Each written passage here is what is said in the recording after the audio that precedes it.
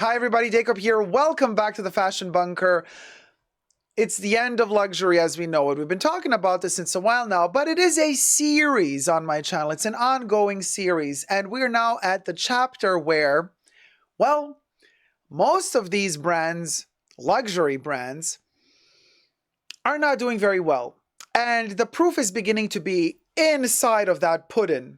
What's the proof in the pudding? Well, the stores are kind of empty. Not in terms of sold out, so there's no more merch available. No, honey. They're empty in terms of there's no customers in these stores. Nobody's entering the stores anymore. And as I'm filming this video, and as this article, or several actually, might I add, articles that have been written about this topic refer to, it's the holiday season. Now, the holiday season, end of the year, December, being that capitalist consumer time of the year where we're all indoctrinated, since we're still pooping our diapers, to shop, consume, buy. So we invent the holidays, and Christmas and this and that is invented in order for you to spend more money.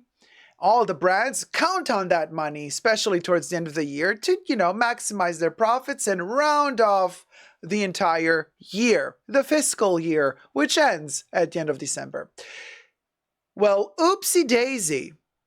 It would appear, darling, that this year, they miscalculated a little bit. People are not buying. The death of luxury. The series continues in this inflammatory episode where we're going to touch base on a title from articles that say luxury brands seek discreet ways. I love, when they invented the terminology aspirational customers to define poverty. Now, here's another term for you. Luxury brands seek discreet ways to move goods during slowdown. Emphasis on discreet, honey. So first, subscribe to my channel if you haven't already. Push that join button next to the subscription button. Become a member today. Gain access to extra perks. You can also join me on Patreon. Superdacob, all spelled together there as well. Thank you to my members and patrons who have already pledged. This video is being filmed live in front of a live virtual audience. I live stream several times a week, and you are all invited to join the fun. Everything I say in this video is for entertainment purposes only, not rooted in truths or facts. Everything's alleged and just my opinion. Also, my opinion is that this ugly Twin Peaks holiday sweater is beautiful. But then again, as all ugly Christmas or ugly holiday sweaters, this one, has its purpose, okay? It has its purpose in the Red Room. Now, so this is super hilarious. A discreet or the street, says T-Pal. Exactly. Now, here's the wow discreet. Listen, Linder. Listen, Linder. So they're facing a slowdown, allegedly, as shoppers sober up after their pandemic spending spree. Love that for them. This slowdown has left luxury brands with a growing pile of unsold stock. And this is according to the Wall Street Journal. The article is by PYMNTS, or Payments. I guess that's the, abbreviation for that term. So the slowdown has left luxury brands with a growing pile of unsold stock. Sales across the sector rose by 15% in 2022. We're now in 2023. And there was a constant kind of exchange rate, right? But however, the growth rate this year, 2023, is expected to be around half of what the industry achieved in 2022. So from 15%, we're going down to 7 to 7.5% approximately. This is kind of rounding it off a little bit. But they've produced still. Now, some brands were already kind of thinking, we might slow down a little bit. So some of them might have produced a little bit less, but the point is a lot of these brands that don't just own their own shops, but also work in terms of franchises or, wholesale, the little shops that ordered the collections, they might have thought that they're still going to sell well, so they ordered a lot. But let's focus more on the big luxury brands, the ones that actually don't do wholesale, the ones that have only their own shops to rely on, to create also more buzz, to create more desirability, covetability of the brand. Now they're stuck with a lot of merchandise. Looking at ya, LVMH.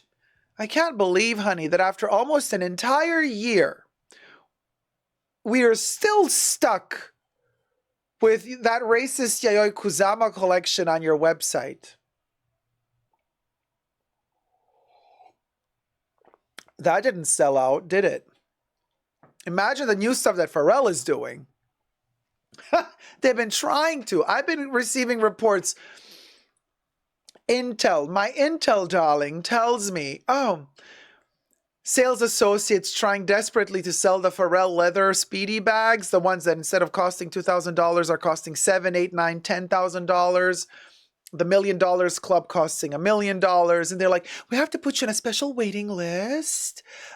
Trying to create the FOMO, trying to make you desperate to want it, trying to make you feel like you are privileged and lucky if you are allowed to purchase one of these $10,000 bags. Trash, just as I thought. Jasmine Masters, quote, trash, allegedly. So they tried the shtick. And then the client started saying, yeah, no, I'll think about it. I'll think about it. And then the sales associate, no, I already put you on the list. But I need the full down payment before the bag arrives. And then people say, yeah, no, you know what? No, thank you. No, I'll put you on the list anyway. We'll reserve one bag for you anyway. Yeah, no, you know what? I don't want to be on the list anymore. No, don't worry. I'll contact you when the bag arrives. The desperation is so palpable from these brands. I cannot even. Oh my God. And it is delicious. Why? Because they've been toying with us for years. They've been pickpocketing our wallets for the FOMO for years. And yes, some of us have been the fools and accepted those terms and strategies that they were perpetrating upon us. But not now, not anymore, Linder. Now we have gained control of our wallets.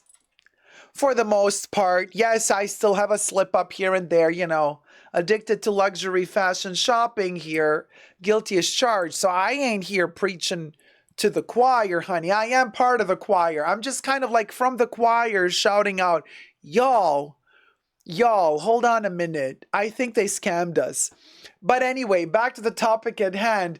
Now the conversation veers towards what are these brands going to do with all this extra stock that they are not selling? Well, as Maleficent would say. So, with the current excess stock, luxury brands are exploring other options. Off-price outlets have become increasingly popular. These outlets can shift meaningful amounts of stock while offering brands the discretion of offline prices. So, for those of you who don't know what that means,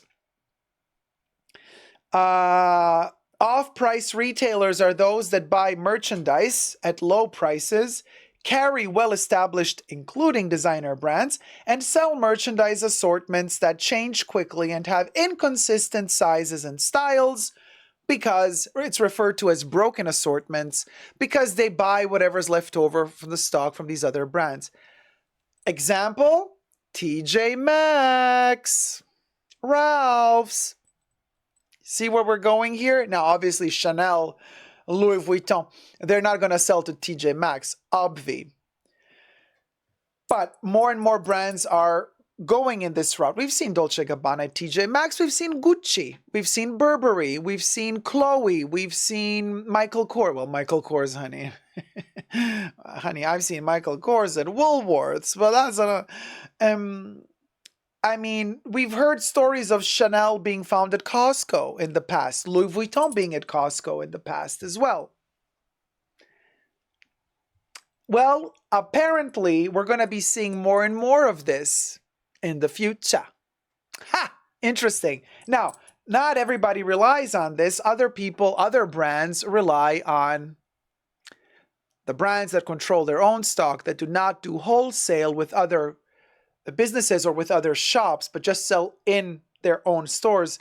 Well, they usually adopt that wonderful technique of not preserving the environment, not caring about sustainability.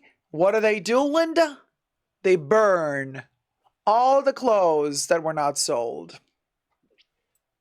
Thankfully here, Europe, the European Union at least, wakes up and says, after decades of, maybe even more than centuries of this practice, finally Europe wakes up and is like, listen, Linda, maybe it's not a good idea to allow all these brands to burn whatever's left over. So it's become kind of illegal in Europe to do so. I don't know how it is in other, Europe being a union. I know Europe is not a country. Okay. Every time I mention Europe, people are like, Dacob, Europe is not a country. Duh. Anyway, so here's the thing.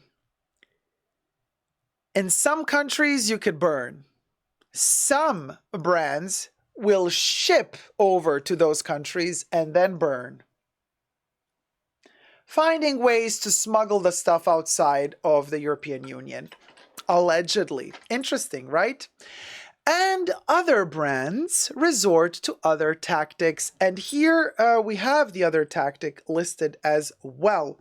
Luxury brands also have the option to use other back channels to clear stock. According to the report, a network of unofficial resellers buys leftover goods and makes a profit by exploiting regional price gaps. While luxury brands have tried to stamp out this practice, there have been recent reports of brands offering inventory directly to resellers. Isn't that interesting? So basically, and we've seen this so many times, don't you remember the times when like the Chanel unicorn bags were like super coveted and everybody was upset because nobody would get them, and then how all of a sudden I don't know, the heart bags were so hard to get back in summer 2022, and yet on the pre-loved market you could see from the get-go when the collections were launched, you could see the heart bags being sold in all colorways, of course for a ginormous markup. Well, how do you think those bags got sold? I'll wait. Okay, I'll tell you. Well, imagine a luxury boutique having all sorts of products in it, but then there's only a few products that are really coveted and people really want them. Let's say, I'm not talking about any brand in particular here. I'm just talking about a luxury brand. No luxury brand in particular. Let's say that luxury brand creates a very coveted bag. I'm just saying random stuff here. A heart-shaped bag. No brand in particular. And that heart-shaped bag turns out to be the most coveted product that year. Everybody wants one, everybody can get one. That same brand also produces clothes. A lot of it ugly. Not everybody wants to buy it. And also shoes, some of them amazing, some of them ugly. Other accessories as well. Now, but they can't just sell the heart bag. They also want, they have to sell the other inventory as well. Well, the resellers come in very handy here because imagine the shady, but imagine the staff of the boutique. Officially, they're not allowed to do it because the brand says no. No. Zone but Zuet. So they tell this reseller, and they know who the resellers are. So they tell the reseller, listen, Linda, we got 5 heart bags in. We can sell you all 5, but you have to buy 10 pair of trousers that nobody wanted, buy that stock away from us, of course at full price. Also buy those ugly-ass cardigans that also nobody wanted, and also buy those shirts and all those accessories, And then when you buy that off of us, we will also sell you the 5 bags. Then when you resell the bags, you cover your loss for the other clothes. You will resell the other clothes as well, obviously, at your discretion and at your time. Now imagine that happening post-pandemic world where sales are dropping, but there's a lot of inventory to be moved. Obviously, other ways of doing this, getting rid of extra stock is, but they've been doing this all the time. It's not like anything has changed since then. Sample sales, VIP client sales, professionals from the industry get invited to special sales as well, and then staff sales. Then whatever's not sold, they find a way to destroy it somehow, to dispose of it somehow. But those practices have been done in the past. Hermes also does a special sale like once a year where they invite all their VIP clients to access that sale. Chanel, they did twice a year sales in their boutiques and anybody could access those sales. Then a couple of years ago, they stopped doing that and they only made their sales for VIP clients. So they would not have on the sales floor any sign that says in this corner there's stuff on sale. No, they would have to tell you like, listen, we have stuff on sale. They take you to the back or they take you to the dressing room. They bring into the dressing room certain pieces that are on sale for you to try on and decide whether or not you want to buy them or not.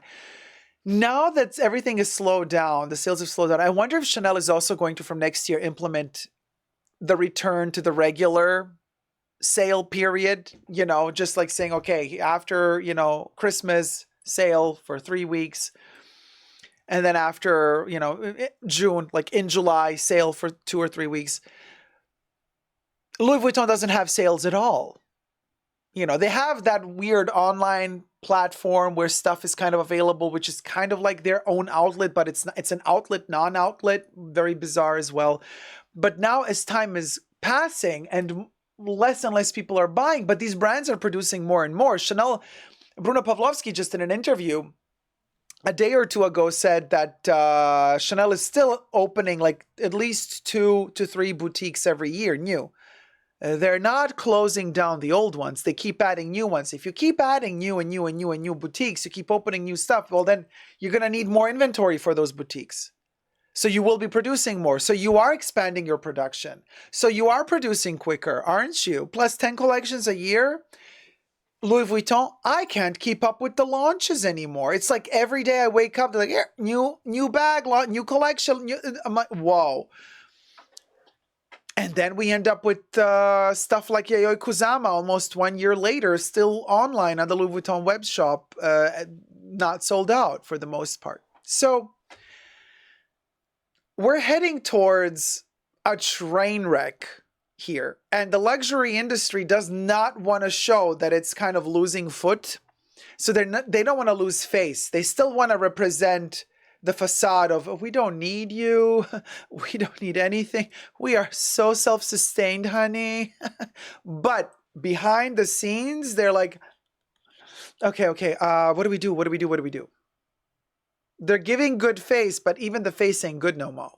So there's that to consider. Corey says, yep, I've received 2 phone calls about buying some Chanel directly to offer to my clients that come to me for vintage. There you go. Corey just said it in the chats. Louis Vuitton, it's in the UK TK Maxx as pre-loved, says Beautiful Steps. I don't know. Well, the pre-loved section, that is a totally different thing. Unless Louis Vuitton is not selling new, but stipulated an agreement with TK Maxx for TK Maxx to say it's pre-loved. But this I don't know. I'm just speculating here. All alleged, y'all. All alleged. Oh, Gwendid says, Dacob, most people don't know this, but Mood and Vogue fabrics sell fabrics from these fashion houses. I bought fabric a few years ago from Chanel and Burberry lining. Very interesting. I did not know this. I mean, Are they authentic? Are they not? Is it really leftover stock? I know that Vivienne Westwood for a certain period of time also sold fabrics, like leftover fabrics in the name of sustainability. That I know for a fact that they did do that for a while, but then they stopped. I don't know what they're doing now. So we don't know. LALC says Vuitton has their employees sales for LVMH employees, and they have a 1 invite per employee policy now. More and more people have access to their private sales now. Well, isn't that interesting? Isn't that interesting? Natasha says, I watch a YouTuber and you have to be invited to sales. Well, I don't know what YouTuber that is, but they're lying. Because for the VIP beginning of sales at Chanel, yes, you need to be invited. But guess what? After all of those, which by the way, the rich people who can afford buying this shit new, the dumb ones that want to buy it all new, they don't want the touched, tried on 50,000 times stuff that's 1 year old, because don't forget, Chanel sales are 1 year later. Okay, so the spring summer 22 collection goes on sale in spring summer 23, not like the rest of the world where the sale is 6 months after the collection is in the store. No, Chanel does the sale. Summer 22 goes on sale in summer 23. Summer 23 goes on sale in summer 24. So that rich bitch that bought everything for $500,000 when it was new, you think they're gonna come in and try on the dirty clothes that are 1 year old to buy them on sale? Makes no sense. In fact, what happens? Well, all of these people, most of them don't have taste anyway. They buy whatever. Then whatever's left, right? From the VIP pickings, your sales associate, if you're in the store in the right time, is going to tell you, hey, by the way, we got some sales left over. You want to see something? I always say, yes, of course. Then they show me the stuff that the rich VIP clients did not want in the sales. And I did not need an invite for that. I did not receive an official invite for that. So if that content creator was actually really honest to you, the viewer, they would have told you this. But alas, I smell a rat, like I always do.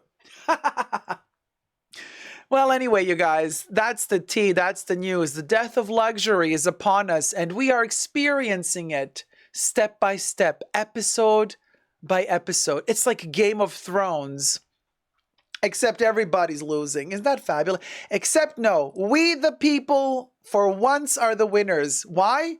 Because our pockets and our wallets stay nice and closed, and we keep saving up for the really important stuff. Love you loads. Let me know your thoughts and prayers down below. And until next time, never forget to never give up on love. Bye. Subscribe, thumb up the video.